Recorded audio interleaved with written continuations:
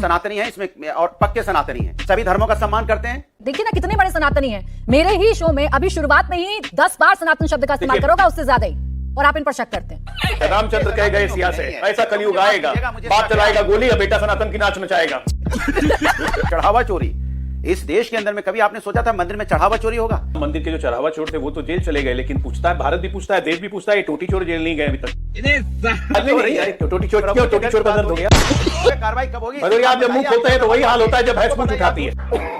सनातन को मानने वाले लोग हमेशा दूसरों का सम्मान करते हैं और उसके समस्या का समाधान निकालने की कोशिश करते हैं। सनातन बंद हो जाएगी, फिर तो आपकी राजनीति खत्म हो जाएगी। आज नहीं, कई दिन से पकड़ा है समस्या। एक तरफ चलिए ना, पत्रकारिता निष्पक्ष। अरे सर, पत्रकारिता मत सिखाइए, दूसरी बात भी सुनिए। पत्रकारिता मत सिखाइए। आपको अपने टीआरपी बढ़ानी तो कुछ और करवा लीजिए, टीआरपी बढ़ जाएगी। आपकी बोलने से टीआरपी बढ़ेगी भी नहीं अनुराग भदौरिया। मुझे सीखनी नहीं है आपसे पत्रकारिता, आप इस काबिल नहीं है कि आप पत्रकारिता को जाने और समझे मिस्टर अनुराग भदौरिया, तो मुझे आपसे ज्ञान की बिल्कुल जरूरत नहीं है।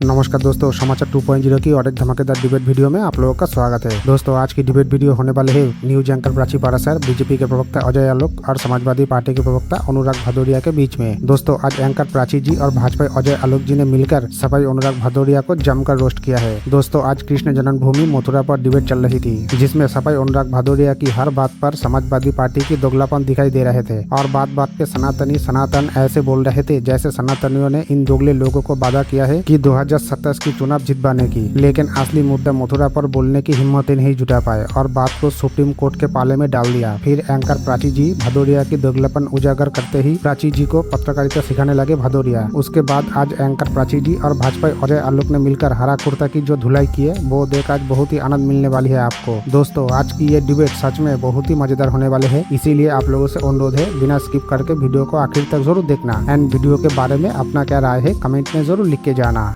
चलिए शुरू करते हैं। अनुराग भदौरिया जी, आपसे मेरा सवाल है, आप लोगों को तो सनातनियों का दर्द भी दिख रहा है, आजकल सनातनियों के आंसू दिख रहे हैं, उनकी बदनामी दिख रही है, सब कुछ आपको दिख रहा है। सनातनियों की भावना, सनातनियों के दिल से जुड़े हुए ये 3 मसले हैं अनुराग भदौरिया जी, बताइए इसका हल कैसे निकले? आप समझाएंगे क्या? दोनों पक्षों को बैठकर बातचीत से हल निकाल लीजिए। रोम रोम भाइयों, सनातनियों का दर्द, सनातनियों के आंसू मुझे दिखाई देते हैं, बीजेपी को नहीं दिखाई देते। अगर बीजेपी को दिखाई देते तो परीक्षा लीक ना होता। हमारे सनातनी ज्यादातर बच्चे आत्महत्या नहीं करते। यहाँ पे जिस तरह से युवा परेशान है, बेरोजगारी से परेशान है, किसान परेशान है, आत्महत्या कर रहा है, इस पे तो कोई बात करने को चर्चा ही नहीं कहीं भी। ऐसा लग रहा है जैसे लगता है सब चंगा है, महिला पे अत्याचार उस पर कोई चर्चा नहीं। चढ़ावा चोरी इस देश के अंदर में कभी आपने सोचा था मंदिर में चढ़ावा चोरी होगा?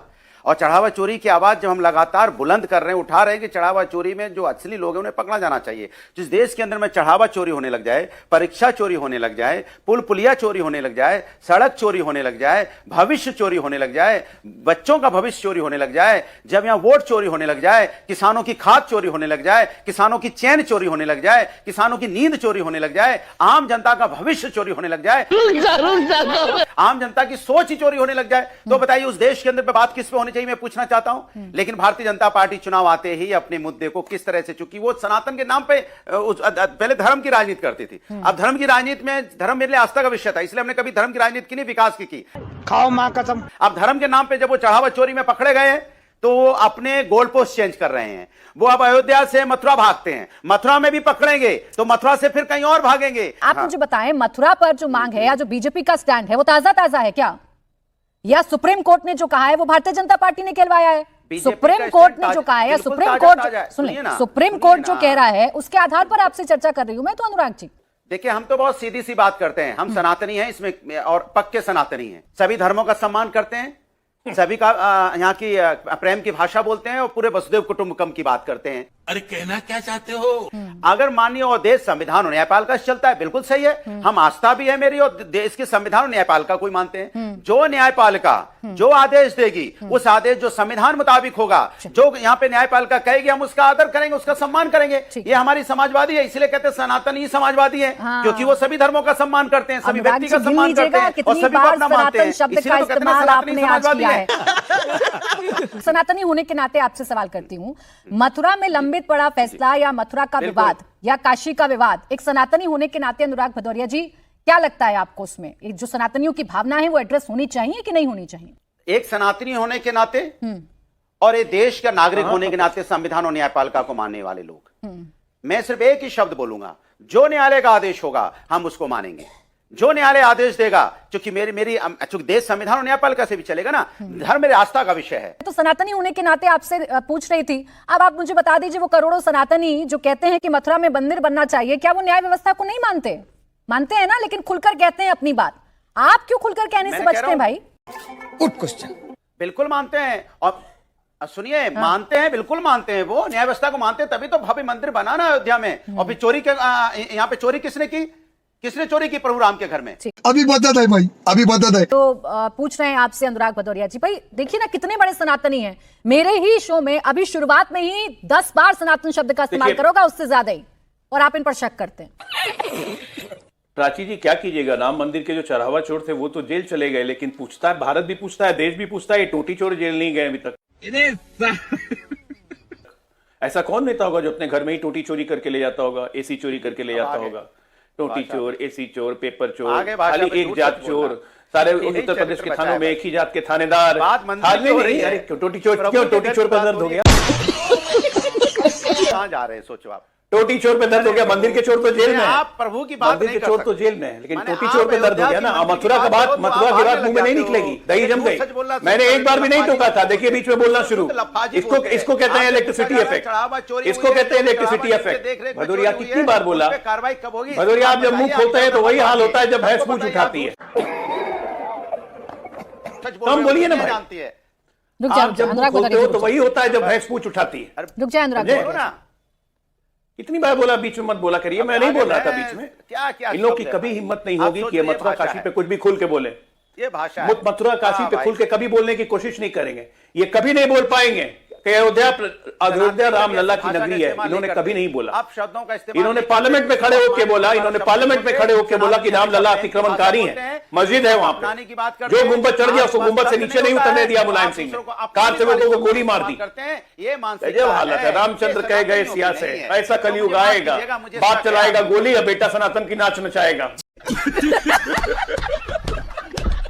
वाह वाह वाह वाह वाह। भाई देखिए राजनीतिक शर्म दलों नहीं की तो आती है, बिल्कुल शर्म नहीं आती है इन लोगों अनुराग भदौरिया जी जो बात आप नहीं कह पा रहे थे, देखिए गुलाम सरवर साहब कह रहे हैं 3 मंदिर की बात है, आराम से बैठकर हो सकता है, उसमें अदालतों को बीच में लाने की जरूरत नहीं है। मैंने पहले बोला था, फिर बोल रहा हूं। बोले। और मुझे लगता है कि इस बात को राजनीति ना हो इसमें तो ज्यादा अच्छा है। राजनीति तो अभी ये सब लोग करने लगे, बीजेपी वाले। हमने तो राजनीति की बात ही नहीं की, मैंने तो आस्था की बात की। हमने कहा कि मेरी तो प्रभु में आस्था है, क्योंकि हम सनातनी हैं। दूसरी बात, मैंने आपसे बोला कि देश संविधान और न्यायपालिका से चलता है। अगर संवैधानिक रूप से अगर न्यायपालिका, इसके पहले भी जब वर्डिक्ट हुए हैं तब 2 पक्षों को बोलने की बात की गई थी कि आप समाधान कर लीजिए, राम मंदिर का फैसला आ रहा था, नहीं हो पाया था। तो सवाल उठता है, अरे मैं किसी के बीच में नहीं बोला। देखिए अगर ऐसी डिबेट आपको करानी है तो मैं डिबेट तक बैठ सकता। मैं आपको साफ बोला हूं, मैं ऐसे लोगों के साथ डिबेट नहीं करता हूं। मैंने बोला था कि मैं ऐसे लोगों के साथ डिबेट में मत बुलाइए जहां लोग आते हैं। मैं तो बोला ही नहीं किसी के बीच में होती रहे और आपको अपनी राजनीतिक रोटियां बदतमीज को क्यों बुलाते हैं भाई? ऐसी भाषा का इस्तेमाल ना करें, एक दूसरे पर पर्सनल ना हो। रोहित अग्रवाल जी मैं आपको भी रोक रही हूँ। मीडिया होकर भी रोहित अग्रवाल जी मैं आपको भी रोक रही हूँ। रोहित अग्रवाल जी एक सेकंड। रोहित अग्रवाल जी को तो मैंने शांत करा दिया, लेकिन आप सुन लें, आप शुरुआत करते हैं ऐसे डिबेट की, आप शुरुआत करते हैं ऐसे डिबेट की, आप शो करते हैं, आप खुद शुरुआत करते हैं। अभी अजय आलोक जी के बीच में लगातार बोल रहे थे, वो आपको याद नहीं रहेगा क्योंकि वो तो खुद कर रहे थे, वो तो खुद कर रहे थे, लेकिन कोई और बोले तो मिर्ची लगती है और फिर दूसरे को बीच में लेकर आते हैं आप। मिर्ची आपको लगती होगी, मीडिएशन से रास्ता निकले कि नहीं? मेरी बात सुनिए, मैंने पहले बोला था कि अगर इस तरह के प्रवक्ता, मेरी बात सुन लीजिए। पहली बात, मैं यहाँ पे कोई लड़ाई झगड़ा करने नहीं आता हूँ ना। आपको अपने टीआरपी बढ़ानी तो कुछ और करवा लीजिए, टीआरपी बढ़ जाएगी। आपके बोलने से टीआरपी बढ़ेगी भी नहीं अनुराग भदौरिया। आप अपनी बात रखने आए, मेरी टीआरपी की चिंता मत करिए, अपनी पार्टी की लाइन और लेंथ की चिंता करिए अनुराग भदौरिया। आपसे मैं जो पूछ रहा हूँ उसका जवाब दीजिए बस। बोले। मैं आपको टीआरपी की चिंता है ना? अरे बोले ना प्रभु, जब फंसते हैं आप तो आपको दूसरे की चिंता होती है। मैं बोलने लगा तो अनुराग भदौरिया जी, अनुराग भदौरिया जी, अनुराग अरे भदौरिया जी, जब आप फंसते हैं ना भाई, जो बात गुलाम सरवर साहब ने सीधी कह दी वो अनुराग भदौरिया जी तो कह नहीं पाएंगे, वो अनुराग भदौरिया जी तो कह नहीं पाएंगे। तो इसीलिए अनुराग भदौरिया जी राजनीति छोड़कर चैनल चलाने लगते हैं, मेरा शो चलाने लगते हैं। अरे मेरा शो नहीं चला पाएंगे आप, अपनी पार्टी की बात रखें और अपनी बात रखें। बोले श्री कृष्ण जन्मभूमि पर बोलना है कि नहीं बोलना है? आप एजेंडा चला के श्री कृष्ण जन्मभूमि पर बोलना है कि नहीं बोलना है? श्री कृष्ण जन्मभूमि पर बोलना है कि नहीं बोलना है? श्री कृष्ण जन्मभूमि पर बोलना है कि नहीं बोलना है आपको? अब मैं बोल रहा मध्यस्थता हूं, से लेकिन रास्ता निकलेगा कि नहीं? हम लोग बहुत सम्मानित रूप से अपनी डिबेट में बात करने आते हैं।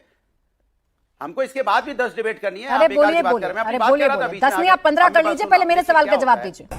भाई हम लोग तो पक्षकार है नहीं, हमें बस इतना होता है कि हमारा जो आस्था है उस पे कोई चोट नहीं पहुंचनी चाहिए, वहां पे कोई चोरी नहीं होनी चाहिए। अगर प्रभु का मंदिर बन गया है तो चढ़ावा में चोरी ना हो। अगर वहां पे मथुरा में भी अगर इस तरह का यहाँ चोरी का काम होगा, अगर वहां भी इस तरह की बात आएगी तो वहां भी हम आवाज उठाएंगे। सनातनी है ना, सभी धर्मों का सम्मान करते हैं। जो न्यायपालिका आदेश वहां पर मसला हल तो हो जाने दीजिए। सिर्फ दो टुक पूछिए कि बैठकर बातचीत होनी चाहिए कि नहीं होनी चाहिए। एक सेकंड, अनुराग भदौरिया जी, देखिए आपने मेरे सवाल का जवाब नहीं दिया। मैं फिर आपके पास आऊंगी दूसरे राउंड में, अजय आलोक जी को ले आऊं चर्चा में। मैंने आपसे सीधा पूछा था मध्यस्थता होनी चाहिए कि नहीं, संविधान क्या कहता है मेरे देश का, न्यायपालिका क्या कहती है मेरे देश की, वो मुझे भी पता है और जितने पैनलिस्ट बैठे हैं सबको पता है। आपको क्या पता है, आपको ये बताना है।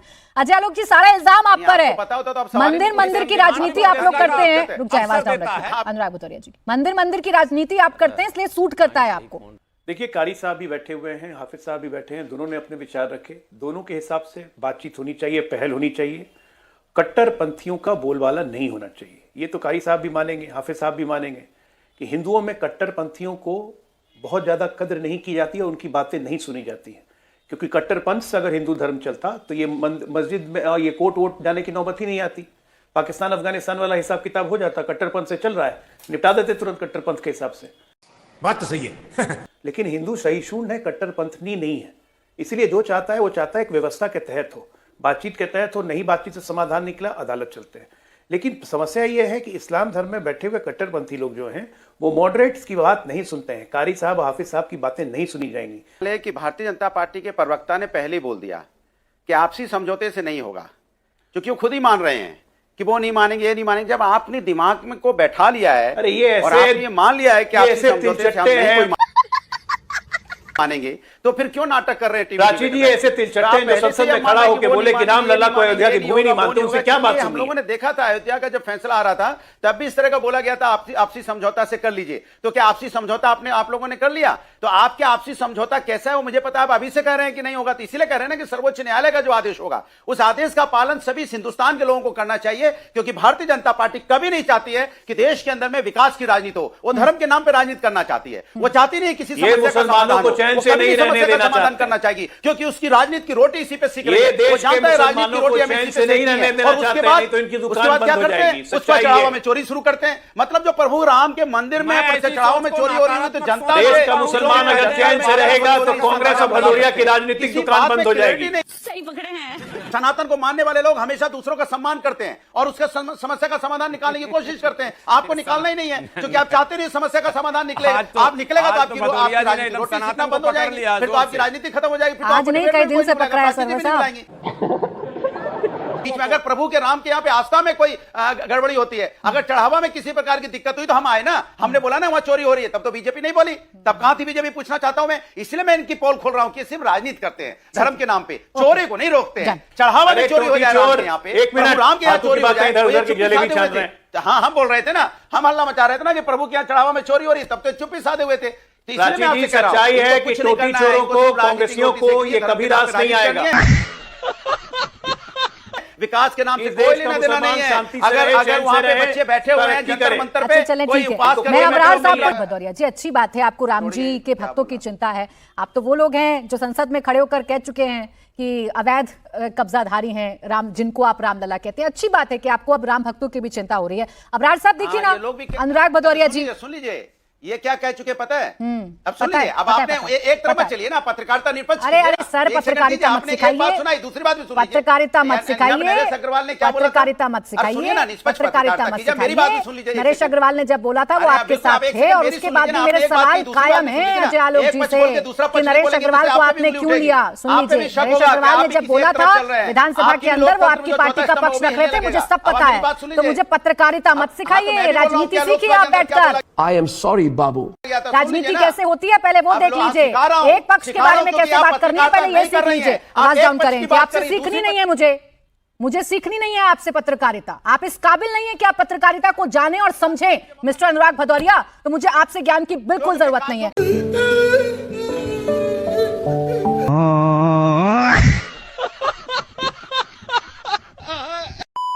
दोस्तों वीडियो अंत तक देख ली तो अच्छी लगी होगी, अगर अच्छी लगी तो वीडियो को एक लाइक एंड चैनल को सब्सक्राइब कर लेना। एंड वीडियो के बारे में, हरा कुर्ता के बारे में, अखिलेश यादव के बारे में अपना क्या राय है कमेंट में जरूर लिख के जाना। वीडियो आखिर तक देखने के लिए आपको बहुत बहुत धन्यवाद। चलिए मिलते हैं अगली वीडियो में, तब तक के लिए जय हिंद, जय भारत, जय श्री राम।